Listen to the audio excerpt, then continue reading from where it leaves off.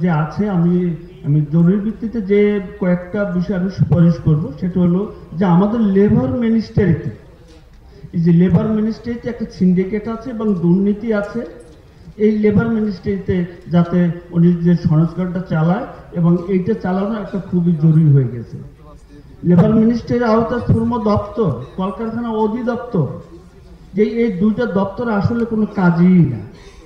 বিশেষ করে কলকারখানা অধিদপ্তরের ভূমিকা এত এত কম, যার জন্য আমাদের বাংলাদেশে অ্যাকর্ড, অ্যালায়েন্স, জারাক্সের মতো প্রতিষ্ঠানের কাজ শুরু করতে হয়। অর্থাৎ এই দুটা জায়গা যেতে একটু ছাত্ররা আছে বা যারা আছে, যে তাদের আমি আসলে হাত দেওয়ার জন্য আমি এই অনুরোধ করব, যে বিশেষ করে লেবার মিনিস্ট্রির আওতায় দু তিনটা ফান্ড আছে।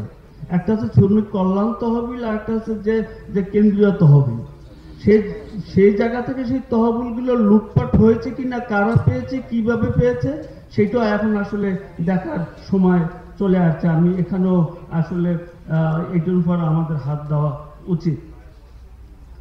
আরেকটা বিষয় যে ন্যায় বিচার, যে রুট পর্যায় থেকে আমাদের ন্যায় বিচারটা একবার হারিয়ে গেছে।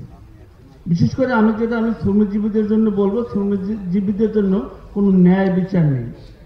আমাদের যে লেবার কোডগুলো আছে, সেই কোডগুলোতে এখনই একটু যদি হাত দেওয়া হয় বা একটু নজর দেওয়া হয়, তাহলে এখান থেকে হাজার হাজার শ্রমিক শ্রেণী আমরা মানে উপকৃত হব। দ্বিতীয় ভাবে আমি যেটা বলবো, যে আপনারা শান্তি শৃঙ্খলার জন্য অনেক বলছেন, প্রশাসনের কথা বলছেন, একটা বিষয় অনেকেরই অগোচরে রয়ে গেছে, সেটা হচ্ছে ইন্ডাস্ট্রিয়াল পুলিশ।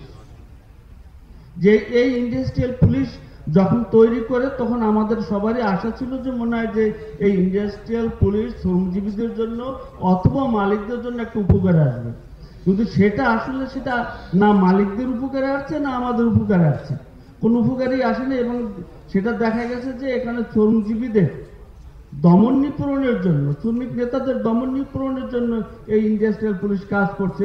এবং এটা আমার মানে আমাদের কাছ থেকে অনেকবারই আসছে, এই ইন্ডাস্ট্রিয়াল পুলিশের কোনো কাজ নেই, এবং এটা ভেঙে দেওয়ার জন্য আমরা বিশেষ করে আমাদের সংগঠন থেকে আমরা আহ্বান জানাচ্ছি।